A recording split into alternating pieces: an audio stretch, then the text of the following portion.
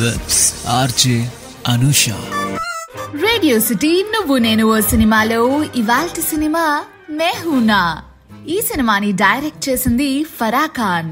ఈ సినిమాని ప్రొడ్యూస్ చేసింది గౌరీ ఖాన్, అలానే రతన్ జైన్. ఈ సినిమాలో ఎందరో గొప్ప నటులు యాక్ట్ చేయడం జరిగింది.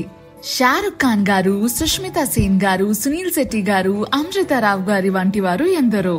30th April 2004 రిలీజ్ అయిన ఈ సినిమా ప్రేక్షకుల మనసు దోచుకుందనడంలో సందేహమే లేదు. ఈ సినిమా షూటింగ్ అంతా కూడా వెస్ట్ బెంగాల్ సరౌండింగ్ లో ఉండే ఒక ఫేమస్ స్కూల్లో జరిగింది. ఈ సినిమా మ్యూజిక్ చూసుకుంటే స్కోర్ రంజిత్ ఇస్తే సాంగ్స్ అను మలిక్ గారు ఇచ్చినారు. ఈ సినిమాలో మొత్తానికి 8 పాటలు ఉన్నాయి. ఈ పాటల్లో సోనూ నిగమ్ గారు అలానే శ్రేయా ఘోషాల్ గారు పాడిన మెహూనా టైటిల్ ట్రాక్ అంటే నాకు చాలా ఇష్టం. ఆల్సో గోరీ గోరీ అన్న సాంగ్ కూడా చాలా బాగుంటది.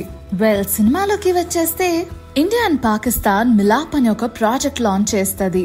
It is like a prisoner exchange programme అన్నమాట. Mostly it is an attempt to deescalate tensions between the 2 nations అన్నట్టు. రాఘవన్ దత్తా ఆయన ఒక former Indian special forces soldier. ఒక ప్రెస్ కాన్ఫరెన్స్ లో ఒక చిన్న ఇష్యూ అయితే జరుగుతుంది. రాఘవన్ అయితే ఒక మిలిటెంట్ గ్రూప్ నడుపుతారు with former comrade captain Khan, వెరన్ 2 దేశాల మధ్య శాంతిని నెలకొల్పడానికి. శేఖర్ డెత్ బెడ్ పైన ఉన్నప్పుడు వాళ్ళ కొడుకు అయినటువంటి మేజర్ రామ్ ప్రసాద్ శర్మకి, అలానే లక్ష్మణ్ ప్రసాద్ శర్మకి అండ్ వైఫ్ మధు ఆయనని 20 సంవత్సరాల క్రితమే వదిలేసింది. Because Shekhar had cheated on his wife Ram వాళ్ళ అమ్మగారితో. సో వీళ్ళందరినీ ఫ్యామిలీని యూనిటీగా చూడాలనుకుంటాడు, అందరినీ కలవాలనుకుంటాడు. అందరూ తన్ని ఫర్గివ్ చేస్తే తన ఆత్మ పీస్ఫుల్ గా ఉంటది అని చెప్పేసి అంటాడు. ఈలోపు జనరల్ బక్షి రామ్ ని ఒక కోవర్ట్ మిషన్ పై పంపుతాడు. ఎక్కడైతే బక్షి వాళ్ళ డాటర్ సంజనాని తను డార్జిలింగ్ లో చదివిస్తూ ఉంటాడనమాట.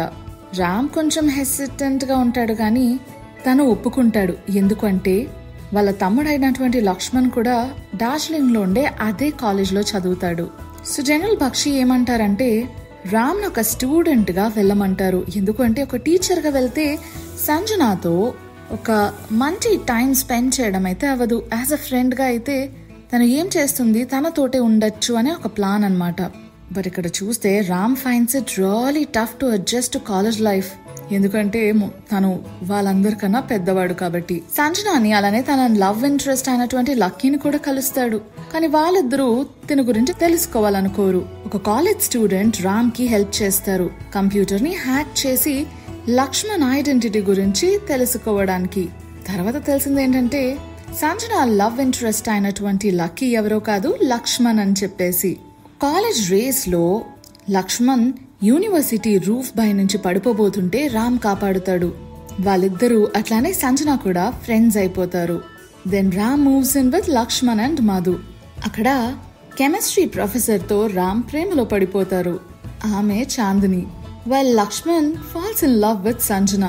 After Ram and Chandini give her a makeover, ఒక పార్టీలో రాఘవన్ చాందినిని కిడ్నాప్ చేయాలనుకుంటాడు. కానీ రామ్ సేవ్ చేస్తాడు.